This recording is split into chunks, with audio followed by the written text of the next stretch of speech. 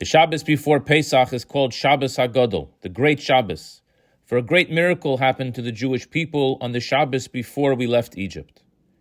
Unlike all other miracles in our history that we celebrate, the particular miracle that we commemorate this Shabbos had nothing to do with our people, which begs the question, if so, why are we celebrating? 3,334 years ago, on the first day of the month of Nisan, Moses gave the Jewish people in Egypt the following instructions. In 10 days from today, on the 10th day of the month, you are to bring a lamb to your homes. You are to make sure it has no blemishes and it is in pristine health.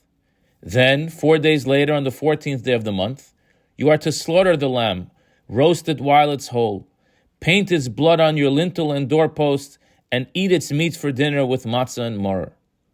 Then God will strike every Egyptian firstborn with a plague of death, but God will pass over your homes, and then we will be freed from Egyptian slavery. That year, the 10th day of Nisan was on Shabbos. When they all went out and started bringing sheep into their homes, the Egyptians asked them, "What are you all doing? Why are you all bringing a sheep into your homes?" And the Jews responded to them, saying, "We are bringing these sheep into our homes, for God instructed us to do so. In 4 days we will slaughter it and put its blood on our doorposts. And then at night God will be killing all of your firstborns and we will go free." Having already experienced 9 plagues, the Egyptians knew that this was serious. The firstborns all went straight to Pharaoh, demanding from him to let the Jews go free so they won't be killed by the Jewish God. But the Pharaoh didn't listen to them. He refused to let them go. The Egyptian firstborn started getting physical, and one thing led to another, and in a very short time, a civil war broke out between the firstborn sons and the Egyptian army. Many of our oppressors were killed on that day by their own people. Indeed, this was a great miracle. King David even makes a special praise for God in Psalm 136, verse 10. To him who smote the Egyptians with their own firstborn, for his kindness is eternal. L'makei Mitzrayim bivchorehem, ki le'olam chasto. But this didn't affect us firsthand. It's a great fun fact. It's a phenomenal miracle, but seemingly not one that deserves for the Jewish people to commemorate for posterity. It seems quite puzzling that we would name a Shabbos, Shabbos Hagadol, to remember a great miracle that didn't even happen with us. To understand this, we must first understand that the role of the Jew in this world is not merely to repair oneself to reach a level of perfection, and not even to help repair one's Jewish community and bring our people to a state of perfection.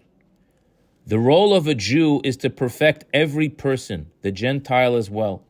As Maimonides writes, God instructed Moses to persuade every Gentile to observe their 7 godly commandments called the Noahide Laws, and thus to live a godly life. The Jewish nation, even while in Egypt, has this responsibility. But unfortunately, we were not in a position to do anything about it. How would slaves persuade their masters to live by a godly code? We couldn't on our own. At that moment, the pressing instruction from God was to let my people go. Egypt was to observe this mitzvah given to them by God, and perforce the Jewish people, to the best of our ability, were to persuade them to observe that mitzvah. As such, when the Egyptian firstborn demand that Pharaoh listen to God and let the people go, they were doing the mission and bidding of the Jewish people. Although they had other motives for starting a civil war, from our perspective, the Egyptian firstborns were doing our bidding in convincing the Pharaoh to observe God's instruction. It is for this reason that this miracle became part of our history, and it's commemorated every year. It's a reminder to us that our role in this world is a universal one. We are to do all in our power to observe God's every instruction to us. We are to do all in our power to persuade our fellow Jews to observe all of God's instructions to them. We are to do all in our power to persuade non-Jews to observe all of God's instructions to them. When we follow God's instructions to us in a joyous manner, in a prideful manner, and in a sensitive manner, we will be successful in impacting Jews and Gentiles alike. When we not only preach, but live a Torah and mitzvahs lifestyle, we are successful in convincing others to do the same. Our behavior speaks louder than our words. Let us take strength from this special Shabbos, the Shabbos Hagadol, this great miracle, and let's redouble our efforts to be a godly light unto all nations and all peoples, to speak to our Gentile friends and acquaintances about observing their 7 God-given Noahide laws. When others see that we are sincere, they will respect it. After all, God's energy is addictive. Hopefully, just as when we left Egypt, God's words will penetrate even the pharaohs of our time. God's mitzvahs will be observed by all nations, and thus we will usher in the complete and final redemption. May it happen without delay. I wish you a good Shabbos.